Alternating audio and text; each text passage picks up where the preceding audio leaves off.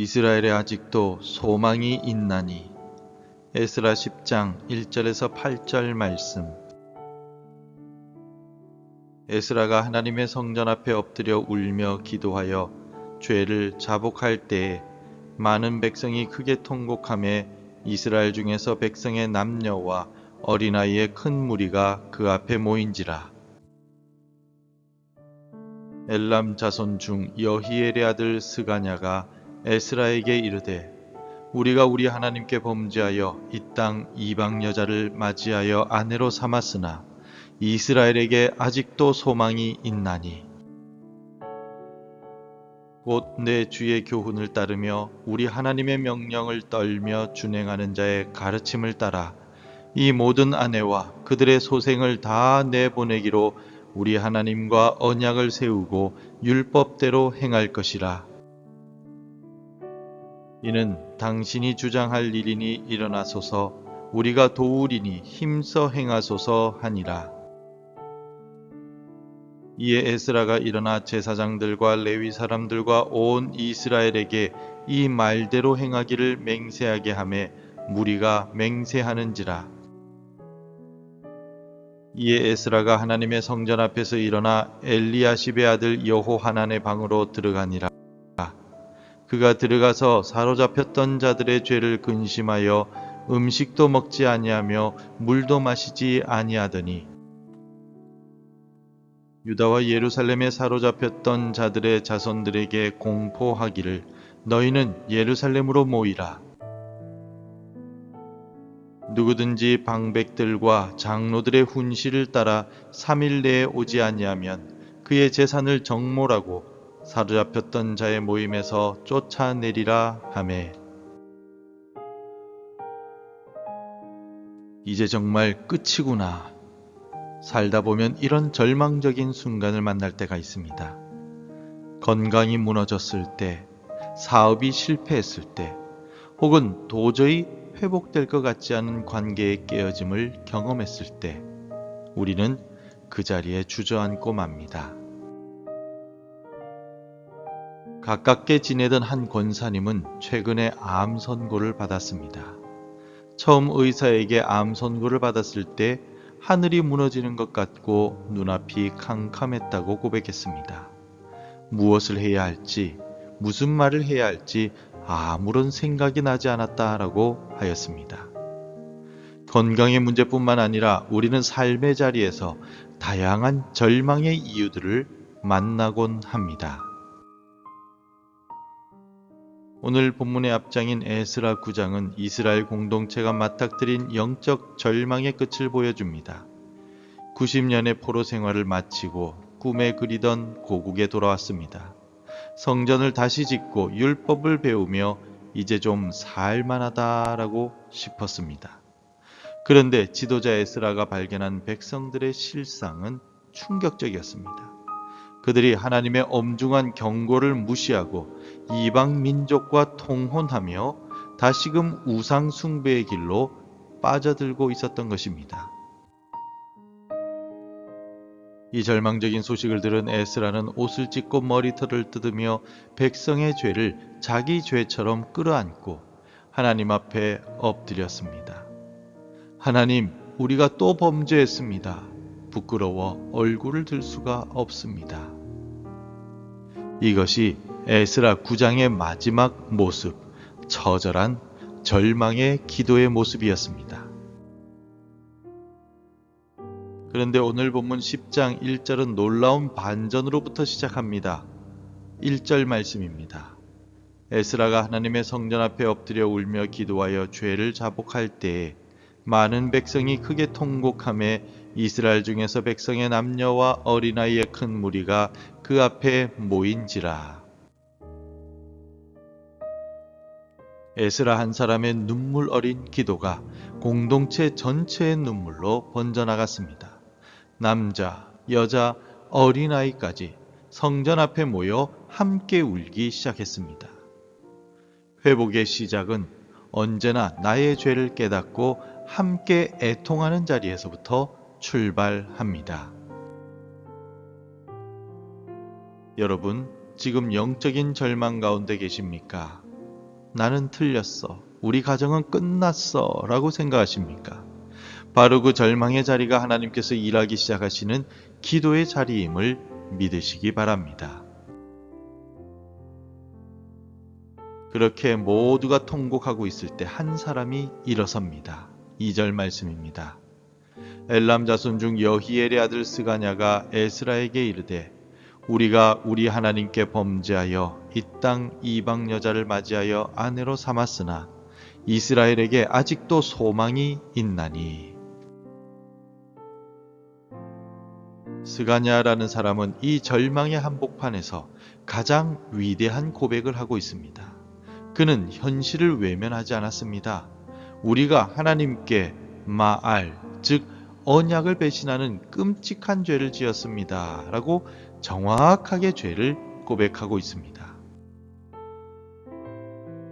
하지만 우리는 어떻습니까? 우리는 종종 죄를 덮거나 축소하려고 합니다.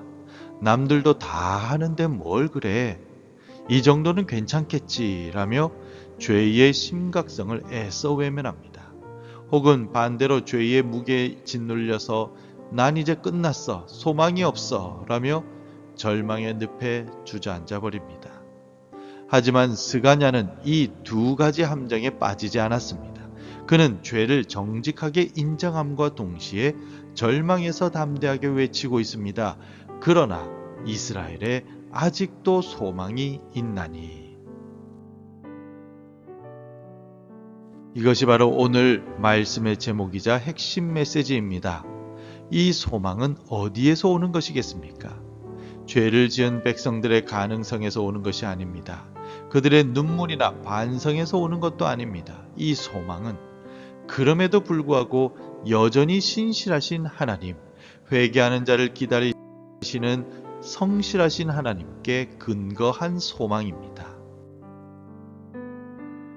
사랑하는 성도 여러분, 여러분이 어떤 죄를 지었든 얼마나 깊은 절망에 빠져 있든 오늘 스가냐의 음성을 들으십시오. 당신에게는 아직도 소망이 있습니다. 우리의 죄보다 크신 하나님의 은혜가 있기 때문입니다. 스가냐는 감상적인 소망만 외치고 끝나지 않았습니다. 그는 진짜 소망은 반드시 구체적인 행동과 결단으로 이어진다는 것을 알았습니다. 스가냐는 3절을 통하여 고통스러운 결단을 선언하고 있습니다. 곧 내 주의 교훈을 따르며 우리 하나님의 명령을 떨며 준행하는 자의 가르침을 따라 이 모든 아내와 그들의 소생을 다 내보내기로 우리 하나님과 언약을 세우고 율법대로 행할 것이라. 그들은 언약을 세우자, 히브리어로 카랏 베리트라고 말합니다. 이 말은 언약을 자른다라는 뜻입니다. 죄를 끊어내겠다는 비장한 결의를 의미합니다. 그런데 그 결단의 내용이 무엇입니까? 이방 아내들과 그들에게서 태어난 자녀들을 다 내보내는 것이었습니다. 여러분, 이 일이 과연 쉬운 일이었을까요? 몇 년을 함께 산 아내입니다. 눈에 넣어도 아프지 않을 자식들입니다. 그들을 내보내는 것은 살을 애는 듯한, 뼈를 깎는 듯한 고통이었을 것입니다. 그러나 오해하지 마십시오. 성경이 오늘날 우리에게 이혼을 장려하는 것이 결코 아닙니다.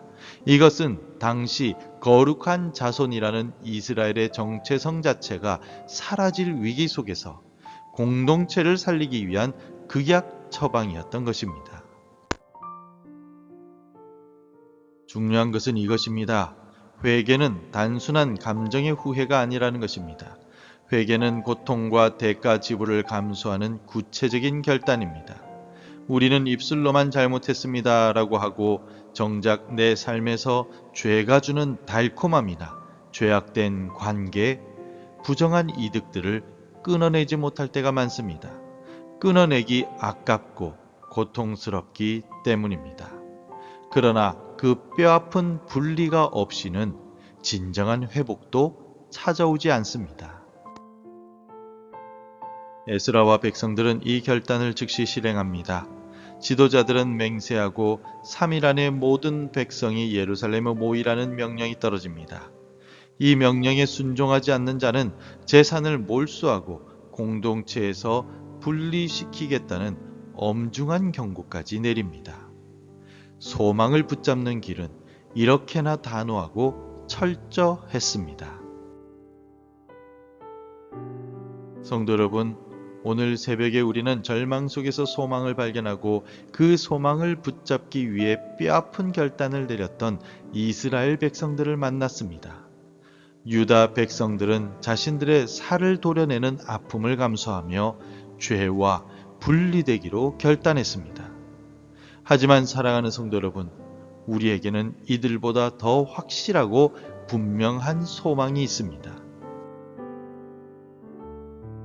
우리가 죄를 끊어내기 위해 고통스러워할 때 우리는 우리가 당하는 고통보다 비교할 수 없이 더 큰 고통을 당하신 예수 그리스도를 바라보아야 합니다.